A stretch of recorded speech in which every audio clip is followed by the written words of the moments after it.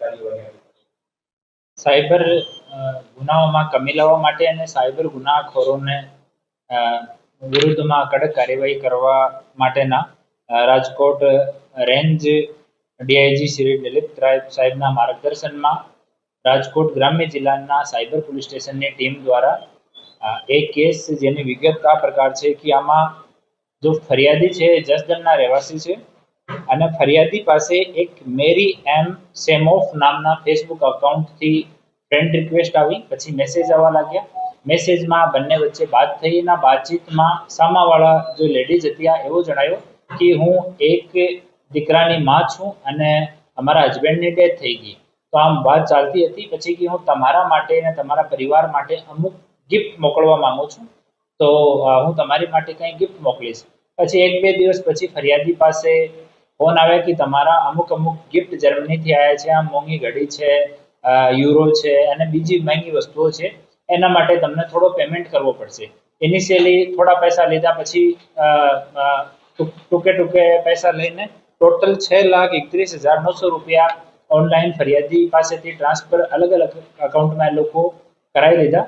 ફરિયાદીને ત્યારે ખબર પડી કે અમારી સાથે કંઈ ગડબડ થયો છે, તો ફરિયાદીએ પોલીસને જાણ કરી. સાયબર પોલીસ સ્ટેશનમાં ગુનો દર્જ કરવામાં આવ્યો અને પછી એની ઇન્વેસ્ટિગેશન સાયબર પોલીસ સ્ટેશનના પીઆઈ શ્રી રવિ ગૌતમ અને પીએસઆઈ શ્રી અનિરુદ્ધ કામલિયા કરતા હતા. આ ગુનાની ઇન્વેસ્ટિગેશન દરમિયાન ટીમને ખબર પડી કે એ લોકો જો છે એ આફ્રિકાના અલગ અલગ કન્ટ્રીઝના રહેવાસી લોકો છે અને દિલ્હી અને એનસીઆરમાં રહીને એ લોકો એવી રીતે લોકો સાથે છેતરપિંડી કરે છે. તો આમાં અમારે પીએસઆઈ અનિરુદ્ધ કામલિયાની ટીમે ગાઝિયાબાદથી 3 આરોપીઓને અટક કર્યા છે, જેમાં એક જેસ્મીન યા અનશા ઉર્ફે એન્જલ, આ મૂળ ઘાના દેશની રહેવાસી છે. જેન્જેલી ઇમાની ડેનિસ, આ 22 વર્ષનો છે, તંજાનિયાનો રહેવાસી છે. ફિલિપ બટિસ્ટા જોસેફ વેલેન્ટાઇન, આ સુડાનનો રહેવાસી છે. આમાં આ જો લેડી છે એન્જલ, આ જો ચેટ ઉપર વાત કરવાનો સારો કામ હતો, ફેસબુકમાં આ વાત કરવાની જે વાત હતી આ પૂર્વ એન્જલ કરતી હતી.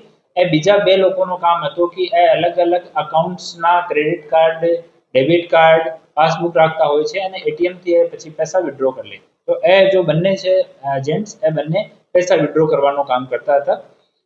ઇનિશિયલી જે ફેસબુકમાં અને વોટ્સઅપ ઉપર વાતચીત દરમિયાન જે આઈપી જે નંબર યુઝ થયા છે અને જે આઈએમઈ વાળા ફોન યુઝ થયા છે એની પાસેથી રિકવર થયા છે. ગાઝિયાબાદમાં અમારી ટીમ આને ડિટેન કર્યા, પછી ત્યાંના કોર્ટમાં આને રજૂ કરીને ટ્રાન્ઝિટ રિમાન્ડ લઈને આવ્યા અને ગઈ રાત્રિમાં જસદણમાં નામદાર કોર્ટ સામે રજૂ કર્યા અને 5 દિવસની હાલ કસ્ટડી મળી છે. આ લોકોની વિઝા વિષયમાં અને બાકી ક્યારે એ લોકો આયા, કાયદેસર દેશમાં છે કે ગેરકાયદેસર છે, જૂના કોઈ ગુનાહિત ઇતિહાસ છે, આ બધી વિષયમાં હાલ ઇન્વેસ્ટિગેશન જે છે ચાલુ છે. હાલ એકવાર આની પૂછપરછ ચાલુ છે. ઇનિશિયલી લોકો બહુ નોન કોઓપરેટ નથી કરતા ત્યાં, પરંતુ ત્યાંના લોકલ પોલીસના સહયોગથી, નામદાર કોર્ટના સહયોગથી આને અહીંયા સુધી લાવવામાં આવ્યા અને પછી હાલ કસ્ટડીમાં લીધા છે. હાલ પોલીસની એક ટીમ બનાવી છે જે લોકો અંગ્રેજી ભાષાના જાણકાર છે. એ લોકો હાલ બેસીને એની સાથે ઇન્ટ્રોગેશન કરશે અને અમારા જો આપણા ગુજરાત ગવર્મેન્ટના અને ભારત સરકારના જે અલગ અલગ પોર્ટલ છે એના માધ્યમથી અમે લોકો આની તમામ ઇન્વેસ્ટિગેશન કરવાના છીએ. કઈ ભાષામાં વાત કરતા હતા? જે વોટ્સએપ, ઇન્સ્ટાગ્રામ પર વાત કરે, એ લોકો મૂળતઃ હિન્દી ભાષા જે અંગ્રેજી ફોન્ટમાં લખેલી છે એમાં વાત કરતા હતા અને હિન્દી એ લોકો અમુક સમયમાં આને સમય થઈ ગયો તો થોડા હિન્દીના જાણકાર પણ છે અને બાકી એ લોકો આના એઆઈના જે ચેટ જીપીટી વગેરે છે એની મદદ એ લોકો લેતા હતા.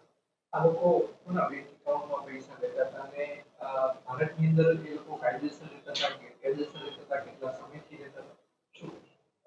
આમાં જો બેંક એકાઉન્ટ વાળા છે 15 જેટલા બેંક એકાઉન્ટ આ કેસમાં ફ્રીઝ થયા છે. આ તમામ લોકોની અમે લોકો લિસ્ટ તૈયાર કરી છે. એની પાછળ અમારી ટીમ છે, તો જ્યાં સુધી એનું નામ ડિસ્ક્લોઝ નહીં કરીએ, આની ઇન્વેસ્ટિગેશન ચાલુ છે. બીજો એનો વિઝા વિષયમાં અને ક્યારે એ લોકો એન્ટર કર્યા એના વિશે પણ તપાસ ચાલુ છે. એના પાસપોર્ટ નહીં મળ્યા, પરંતુ પાસપોર્ટ નંબર મળી ગયા. પાસપોર્ટ નંબરના આધાર ઉપર અમે લોકો તપાસ ચાલુ કરી છે.